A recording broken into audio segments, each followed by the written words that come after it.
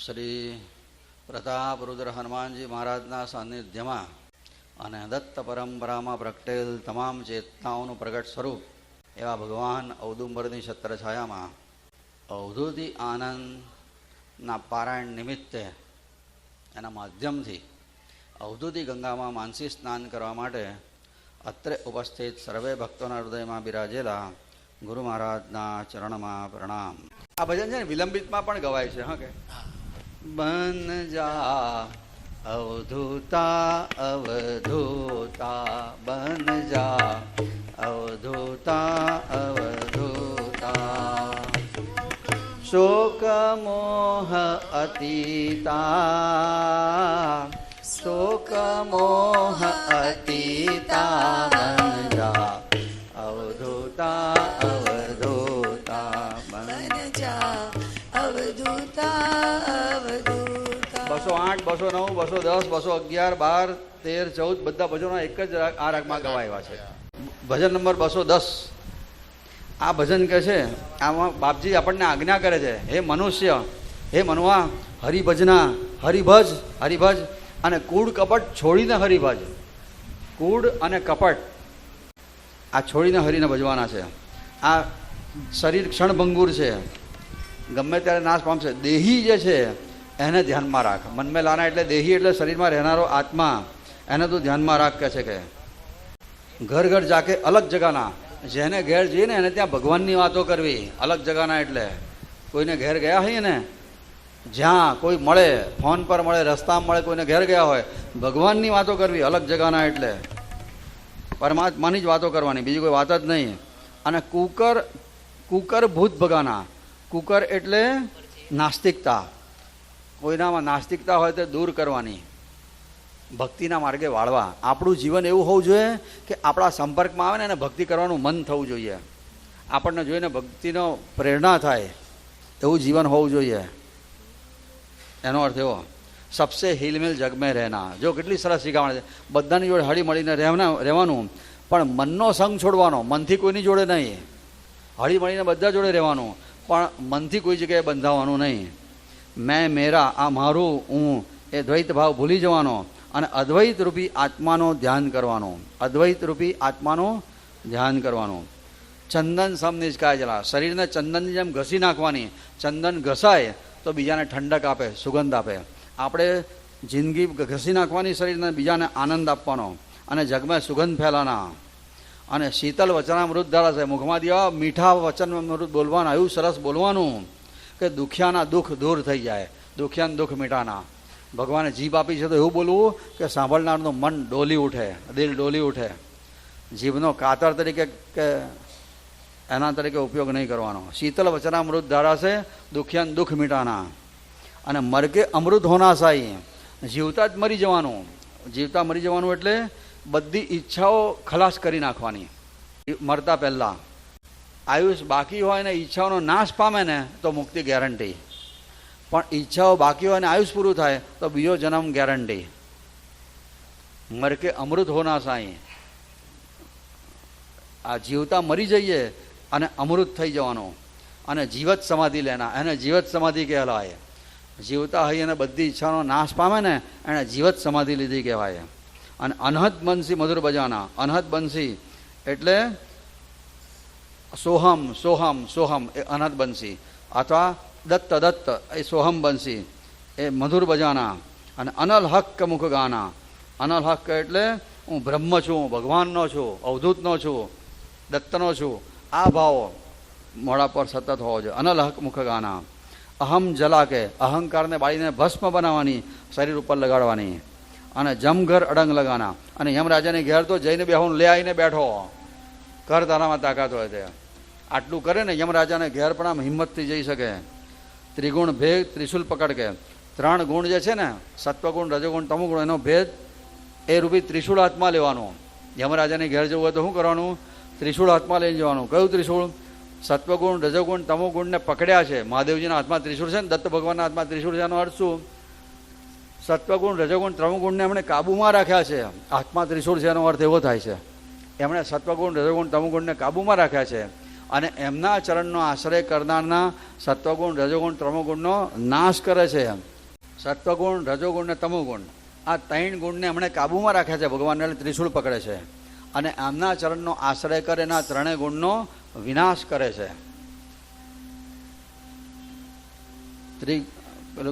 ત્રિશૂળ કરમાં ગ્રહી ત્રિગુણમાં સંહરી હું અને મારું નાથ છેદી. આ પ્રભાત્યું છે ને એમાં આવે છે ત્રિશૂળ જાય તો મારા ત્રિગુણને મારી નાખો, તમે મને ત્રિગુણાતીત બનાવો.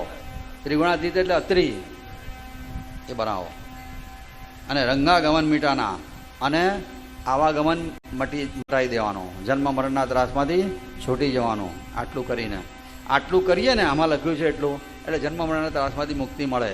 આ મુક્તિ માટેના ઉપાય બતાવ્યા આમાં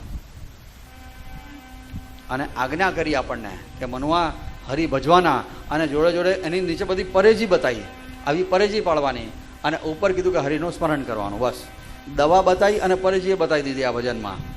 પહેલી પંક્તિમાં દવા અને બાકીની બધી પંક્તિમાં પરેજી. મનવા હરિભજના હરિભજના મનવા હરિભજના હરિભજના મનવા હરિભજના હરિભજના મનવા હરિભજના હરિભજના કૂડ કપટ સબ ત્યજના મનવા હરિભજના હરિભજના મનવા હરિભજના હરિભજના ક્ષણભંગુડય દેહ સમજ કર દેહી મન મેલાના ક્ષણભંગુડય દેહ સમજ કર દેહી મન મેલાના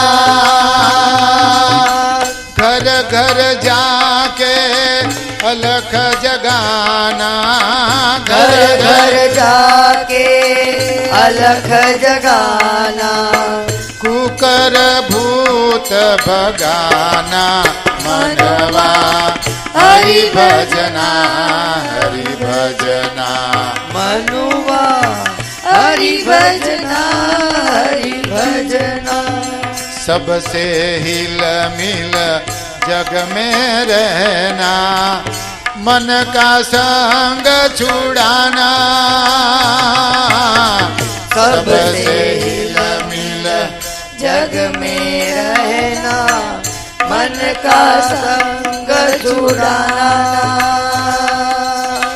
मैं मेरा यह द्वैत भुलाना मैं मेरा यह द्वैत भुलाना अद्वैतात्म ध्याना मनवा हरिभजना हरिभजना मनुआ हरिभजना हरिभजना चंदन सम निज काय जलाना जग में सुगंध फैलाना